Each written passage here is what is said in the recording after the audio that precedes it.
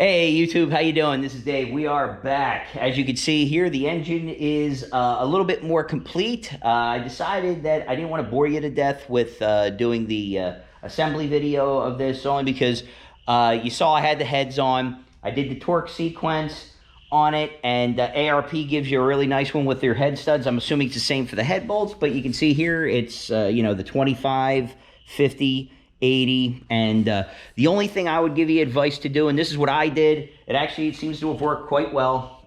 Even after idiot like me, I ended up putting the head gasket on the driver's side on backwards. After checking it multiple times, I slapped it on there, didn't think about it.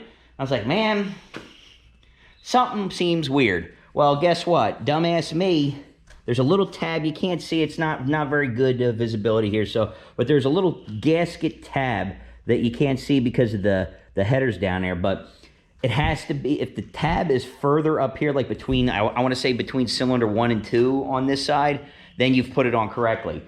It was not, it was further back. And I noticed it after I had torqued the head down, and I'm like, wow, that sucks. So, however, if you are familiar with sloppy mechanics and all those guys, you see me wear the sweatshirts quite often. They use roached out gaskets and stuff like that they've been running on engines. In my case, I torqued it down, but there was no cylinder pressure, there's no water through it. So I said, the hell with it. Pulled the head back off, flipped the gasket over, torqued it back down. Since ARP bolts, you can retorque those things. So one of the things I do recommend though with them, just to be on the safe side, clean the block, especially the holes, as much as you possibly can. And I'm going to fish this out real quick because I harped on it before. You can get these from ARP. It's a thread chaser specifically for the head bolts. You want to get them for both of them, but you really want to get the ones that's for the main bolts. There was an insane amount of junk that I pulled out of there. I made a little contraption, a little vacuum thing. It's actually a kit, and I may have thrown the box out, but it's a kit that you can get from Home Depot. It's actually a detailing kit for vacuums, and then you get they have these extensions that neck down to the size that you need, and then I just ended up using like the small straw extension. I could get down inside the head bolt holes and vacuum them out. And instead of using compressed air to blow it out, I just vacuumed it out, and it worked extremely well. So torqued it down, did the torquing sequence. What I ended up doing was first torquing it, going to bed, coming back in the morning, retorquing it, and believe it or not, at 80 foot-pounds, quite a few of them retorqued again. So they needed a couple, little turn to get it tightened up. So I'm like, all right, well, went to work about maybe 12 hours later, 13 hours later, once I got home, did it again. There was still a couple that wanted to go. So tightened it up again, said, all right, I'm going to come back in the morning, I'll come back later on morning. And then I checked it at the third time, dead nuts on, so I was good to go. Finished putting everything together, slapped everything back. There was no point. I just felt there was no point boring you guys to death. I gave you a little montage right at the beginning of me doing some a time lapse of putting it together. Right? It's boring, about as much as boring as this monologue I'm giving you. So, long story short, I'm just not going to be able to get the car done in time. I hurt my back pretty bad trying to take this thing, apart and slam dunk it back together. Apparently the blower is a little heavier than what my back is, I think, contracted to do. So I ended up having a little soreness earlier this week that turned into a lot of soreness. And I just confirmed yesterday I do have some disc issues in my lower back, which is not great because it's not fun sleeping and it's not fun walking, especially when you first get up. And right now I'm not great. So I was not able to get the car done and ready for the showdown today, and so I did drive it yesterday, and the thing's an absolute beast. Like, everything's working great. So don't get me wrong. The head stud, and the LS9 gasket, no issue. Just tedious. Get yourself somebody to help you to lift the blower, man. Maybe if I was a few years younger, it would have been easier for me to do that. Didn't seem to be an issue when I lifted it, moved it around it, but apparently it was. Plus the fact I got a big gut doesn't help me either. But I still have a few things left to do that I just wasn't able to get done before the showdown. And I just got to the point where I don't want to rush anymore. So Eric Laster, I appreciate it, man. I've had his fender roller it's an Eastwood fender roller. I've had the damn thing for probably since February, and I've never used it. Other people have used it in between me getting it, but I haven't used it. So there's something mentally wrong with me. So I just been a little weirded with the fender rolling. I'm nervous about doing it, but you know, figured what the hell, I got to now with these fat meats right here to put on it. Like, they're just not going to be able to work right with this guy. There's a fairly sizable lip here on the quarter panel, and I actually had an issue even at this stock height where the quarter panel actually nailed me and cut the tire a little bit. So, and that's on the driver's side, but I do not want to do that with this thing. So I'm going to bite the bullet, take my time. I'm going to use the heat gun. We're just going to very methodically do the rolling. We're going to take our time. We're just going to do it and get it done. I got to do it, so let's rock and roll. In the meantime, I figure if I'm going to do that, I'm going to get this thing up off the ground. We're going to put this bad boy in it. We finished this thing probably 2 weeks ago, and I haven't done a damn thing with it since then, only because I made a game time decision.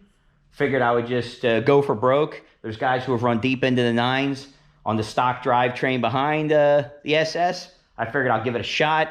But this just wasn't meant to be, so I'm like, well, if I built this thing, it's going in, right? I'd rather preserve the stock rear because I can put it back in, especially if I have any problems with that guy for whatever reason. So, gonna pull that guy, put that one in, stab the axles back in. I may lower it while I'm at it. I've had the springs. They're sitting over there on the shelf now for probably 2.5 years. So I knew I was going to start doing YouTube videos. So I need to really kind of plan out my videos, right? No, I just never found the time to do it. But we're going to get all the stuff that I need to get done. We got the drive shaft sitting right there under the car. I just didn't want anybody to step on it or kick it. And then the one thing I'm really looking forward to, and this is the thing I needed the nice weather for that it just didn't cooperate with me. This is the DSX tuning. This is what would be conventionally considered just a 9.1. It's a 9.06. It's just 200. It's 230. I think yeah, it's what 230 millimeter. Yeah, 230 millimeter, right? So this guy is roughly 10% larger than the one I have on there, and the one I have on there is a 5%. So I'm going to be going 15% overdrive.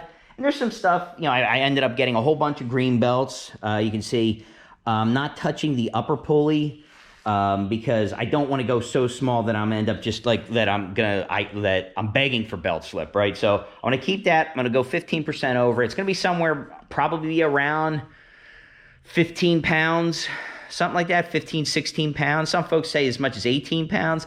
I don't think it's that high. And I've talked to Jay a lot about this. He's gonna help me. Long story short, without babbling too much more, is that I needed some dry time to get this thing on there and get out. And it's been pouring all day, so I was thinking, okay, maybe I'll run it as it is, but I want that 9-second time slip. And it's just too many things are just getting in the way of lining up to let me do this. So. Plenty of race time left in this season. I'm going to work on it a little bit tomorrow when I get home. I'll work on it a little bit on Sunday. We'll get the fenders rolled. We'll just do things one at a time. I'll video all that stuff for you. I'll eventually get this blower pulley on. We're going to take it out, and we're going to do some pulls on it and, just kind of methodically step into it, like try to do a second to third gear pull to get that shift in there because we want to make sure that the thing isn't, detonating during there. So, we got to be careful, right? It's a decent amount of boost. I'd rather do it with less boost, free the heads up. Jay's a big fan of compression.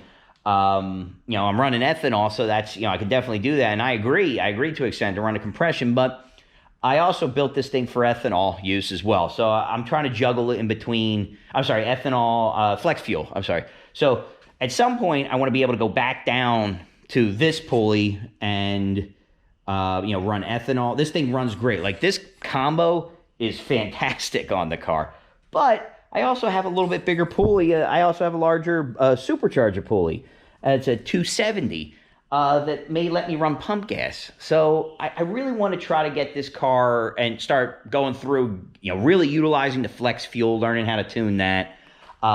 It's just for what I'm trying to do here at this much boost, I don't feel comfortable messing around with it. So I'm going to try some pulls. I'm going to data log. I'm going to set it to Jay.